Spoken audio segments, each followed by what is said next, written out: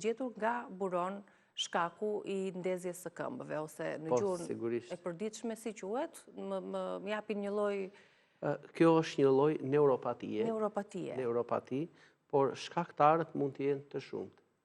Ajo ndezja është sikur të duam të ecim për shembull për të shkuar në bregun e detit, zbathur, dhe sikur është rëra nga ora 11-12.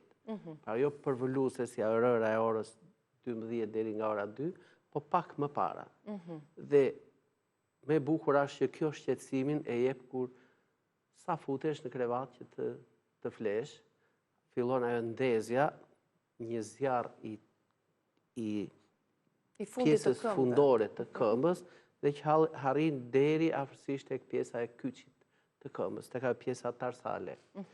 Atëherë, shkaktarët me të vërtetë janë të shumtë, por kanë nga një veçanti të ndryshme njëri nga tjetri. Për shembull, nëse do të shikojmë për shembull tek ndezja që është me origjinë nervore, neurologjike, kjo mund të kemi të bëjë me një neuropati diabetike, mund të kemi me një mungesë të vitaminës B12 dhe të folateve, edhe kjo vitamina B12 pra ndikon në ndezjen e këtyre receptorëve fundor të nervave në shputën e këmbës, por mund të kemi tek disa njerëz që vuajnë nga kjo mieloma multiple, atyre ju zhvishen si thua fijet nervore dhe njësoj sikur të zhveshim atë mbështjelljen plastike të fijeve të korrentit. Po të bashkojmë nulin dhe fazën, e çfarë bën? Vazhdon që të japi atë flakën inkandeshente dhe mandej pastaj temperatura e lartë vazhdon që ta zhveshi atë fijen, po e njëjta gjë ndodh edhe me mielinën, atë mbrojtësen yndyrore të fijeve nervore që qëndrojnë larg njëra me tjetrën për të mos rënë në kontakt dhe për të dhënë atë si ndezje. Por jo vetëm kaq edhe kjo neuropatia diabetike, por ka edhe shkaktarë të tjerë. Por le të themi, këtu jemi tek një çrregullim i sistemit të qarkullimit të gjakut.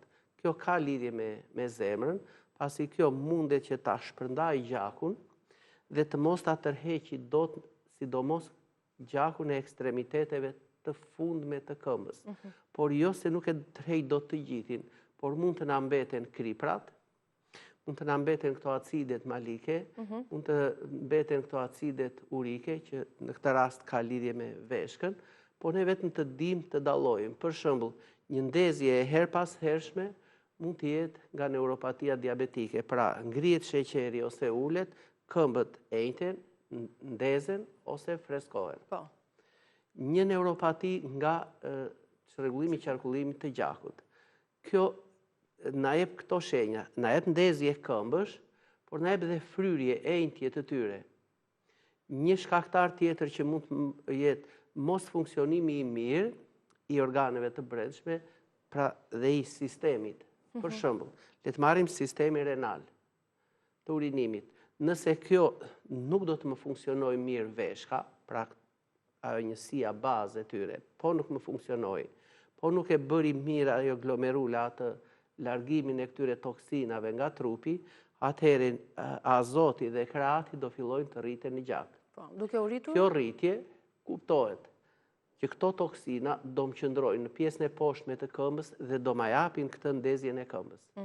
Dhe kjo, si thuash, shoqërohet me ndezje këmbësh, por edhe me fryrje që nga gjuri e poshtë, ose në pjesën e tunelit tarsal. Pra ngushtohet ajo, ngushtohet, çrregullohet qarkullimi i gjakut dhe veshka nuk arrin që të na largojë plotësisht toksinat. Kryesisht atij gjaku që qëndron në pjesën e poshtme të shputës së këmbës dhe tek ai ngushtimi i tunelit tarsal. Pra, njësoj siç është tuneli karpal këtu, kështu është poshtë e kyçi i këmbës.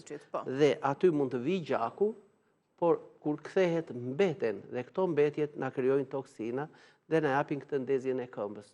Që do të thotë, nëse kemi ndezje këmbësh dhe fryrje, problemi duhet të kanalizohet drejt veshkave.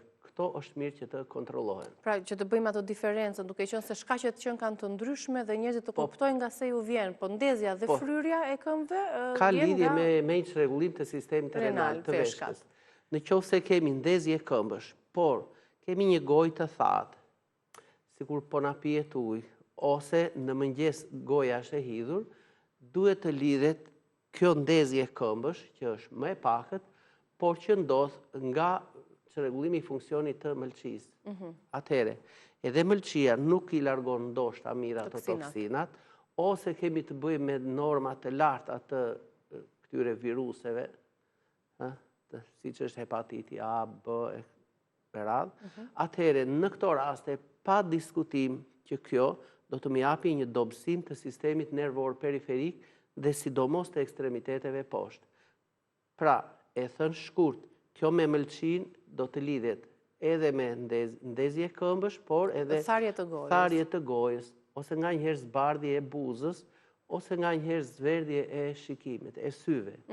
Bëjnë sytë si të zverdhur ashtu. Pra, në këtë kuadër, ne duhet të kanalizojmë, të bëjmë një kontroll pa tjetër të mëlçisë.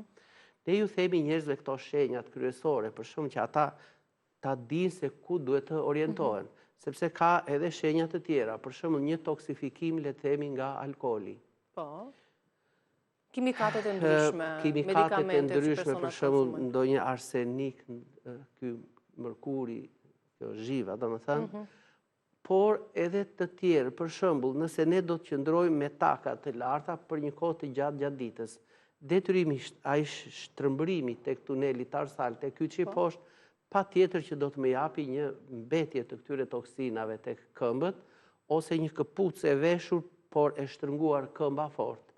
Ose një qëndrimi i gjatur, pra këto janë çrregullime të punës, le të themi, qëndrimi i gjatë me këpucë të veshura. Po që me një trajtim të thjeshtë dhe largohen, ndërsa këto shkaqet e tjera që janë më brenda organeve dhe që janë më të rëndësishme. Pra këto që janë funksionale të metabolizmit dhe neurologjike, kuptohet që qytetari duhet të di që nëse ka ndezje këmbësh, të di për shembull që të shikojë një herë këpuca e vret gjë, e shtrëngon, e kështu, është këpucë normale, e shesht, apo jo. Dhe këto i takojnë atij për ta rregulluar. Ndërsa, mandej pastaj shkaktarët e ndryshëm, ky do të shikojë për shembull ka gjumë apo s'ka gjumë, si e ka diabetin, nëse është me diabet, është i lartë apo jo, si e ka kolesterolin, si e ka funksionin renal të veshkës. Këto duhet të di ky. Pastaj pjesët e tjera pa diskutim, por këto nuk i bën vetë qytetari. Pra duhet të shkojë tek një specialist, më e pakta të bëjmë një eko të organeve të brendshme.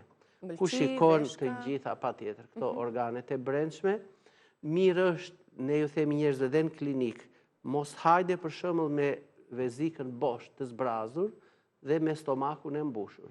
Por ai mund të pijë një shishe ujë me gaz, që të ketë gaz në stomak, dhe duket shumë mirë pankrasi. Vizualizohet tamam në ekranin e ekografisë, dhe vezika urinare, kur ka urinë në të 200-250 ml, atëherë na vizualizohet edhe pareti i brendshëm i saj, po edhe prostata, apo ndonjë lobi mesme i prostatës e kështu me radhë. Pra, të dim edhe këtë gjë, që kur të vesh atje, kesh diçka, një stomak bosh, me një ujë të gazuar, gjysmë litër, për shembull, 5 minuta, 10 minuta para se të futesh.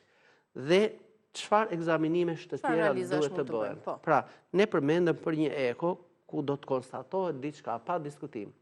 Por më të parat le të shkojmë. Për shembull, ne duhet të shikojmë njëherësisht azotemia dhe kreatinemia. Këto që mbarojnë me emia në fund janë komplet analizat të gjakut. Pra merret gjaku dhe shikohet. Kjo është punë e mjekut që i përcakton ato. Po bëjmë këto provat e heparit të mëlçisë. Pra ne thamë që mund të jetë edhe një shkaktar hepari, mëlçia. Po nuk funksionoi mirë kjo, po nuk na i largoi toksinat, mundet që të ndodhi që të toksifikohemi. Pra shkuam tek ai grupimi i toksinat. Një faktor tjetër, bëjmë këto që mund të ishte kjo e diabetit, neuropatia diabetike, po shikojmë që glicemin, shikojmë këtë, është mirë që të bëhet kjo ndoshta hemoglobina e glukozuar, por të shikohet edhe si është gjendja e insulinës në gjak. Nëse gjenë dhe këtë insulinemin, atëre vetë njerëzit mund të shikojnë edhe një tregues tjetër, kështu që këta përsëri mund ta llogarisin edhe vetë. Pra, ai shumëzon për shembull këtë glukozën e mëngjesit, le ta shumëzoj me sa t'i dalë insulinemia, e pjeston me 450. Nëse i del më pak se 2, trupi e merr insulinën dhe ajo e bën veprimin e saj në organizëm. E hap, e merr sheqerin, e çon në prindë dhe e djeg, që do të thotë nuk na krijohet neuropatia nga mos funksionimi i mirë i insulinës. Krahas këtyre, është mirë që ky të shikojë edhe këtë koeficientin e filtrimit të veshkës. Është një tregues aty CFR. Edhe kjo mund të llogaritet për shembull thjesht nga laboratori, është vetëm një përllogaritje kështu me laps, dhe kjo CFR-ja është mirë që të ndiqet, të monitorohet në vazhdimsi. Që të shikohet për shembull si është mirë funksionimi i veshkës. Pra ato glomerulat filtrojnë apo jo. Dhe të shikohet për shembull që ky parenkima e veshkës, për shembull, nëse një person vuan nga veshkat, të shikohet sa është parenkima, është 1.2 cm, trash është 1.5, disa e kanë 1.8, që do të thotë 1.8 është një veshkë e shëndetshme. Po edhe 1.2 është një veshkë funksionale. Ndoshta personat që e kanë këtë simptom, pra të ndezjen e këmbëve, ndoshta nuk kanë bërë ndonjëherë kontroll, nuk e dinë nëse vuajnë as nga veshka, as nga ëmbëlçia, ndoshta është një sinjal që jep trupi për të kontrolluar këto organe. Po patjetër, po.